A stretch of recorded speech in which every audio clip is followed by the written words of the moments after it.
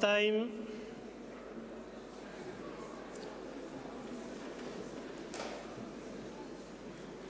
I shall begin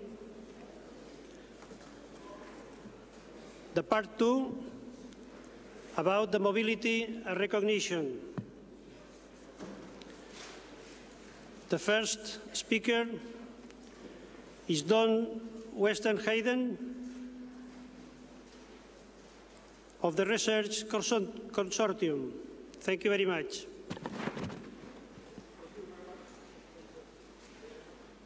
Sorry. Michael, please. Yes, it's working now. Thank you. Thank you very much, Mr. Chairman, Madam Commissioner, Ministers, ladies and gentlemen. We continue with our major findings and conclusions from the independent assessment, this time with the visual support that we also wanted to have the first time around, and this time about recognition and mobility. Recognition policies are essential, as without recognition of credits and qualifications, the European higher education area would remain just a patchwork. Our overall conclusion is that we find a mixed performance in recognition policies and practices.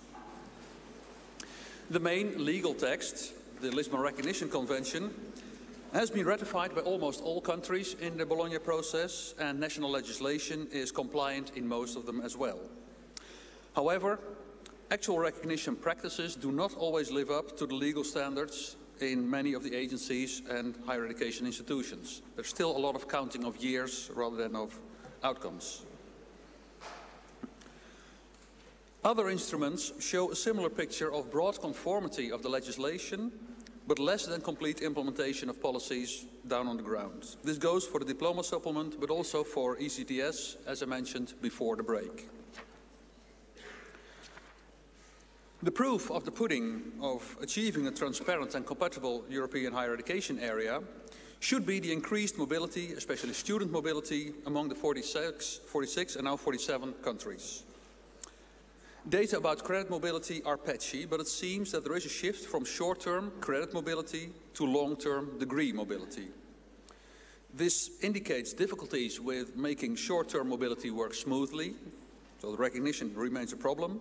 But it also shows that the idea of pursuing a second or third degree in other countries is starting to work among students. And at this moment, 2.0% of students pursue a degree in another European higher education area. That was in 2007, the latest year for which data were available. We do see, though, that there is an imbalance from east to west, which needs further attention. Many students leave from Eastern European countries moving to Western European countries. And one of the further policies that should be addressed in this respect is the portability of student grants and other financial issues. And financial issues are also of importance for staff mobility. As an indicator of how attractive Europe's higher education has become to the rest of the world, we looked separately at the growth of incoming students towards the countries of the European higher education area. And we see that a considerable growth has taken place. Europe attracted 30% of all international mobile students in 2007, clearly more than in 1999. In absolute numbers, it attracts more than twice as many students from the rest of the world. However, we have had comments from our international panel saying that the best students from, for instance, China still prefer to go to the United States of America rather than to Europe. And again, we would like to draw attention to the general finding that there is still much diversity. The actual attraction of students is not across the whole European higher education area, but it's mainly towards Western European countries, and just a few of them, in fact. Thank you very much.